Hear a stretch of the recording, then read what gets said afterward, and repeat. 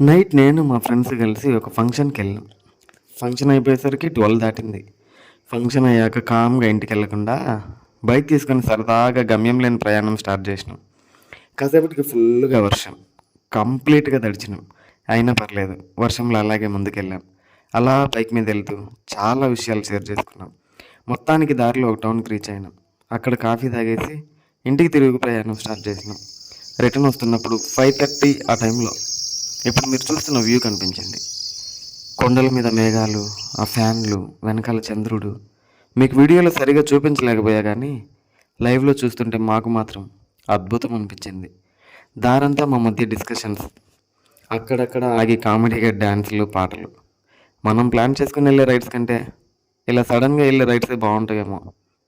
ఈ జర్నీ మొత్తం నేను చిన్న పిల్లర్లో ఎంజాయ్ చేశా. నాకు నచ్చింది. నేను చెప్పాక మీకు నచ్చింది అనుకుంటున్నా. నచ్చితే వీడియోకి లైక్ చేసి మీకేమనిపించిందో కమెంట్ చేసి మన ఛానల్ని సబ్స్క్రైబ్ చేసుకోండి.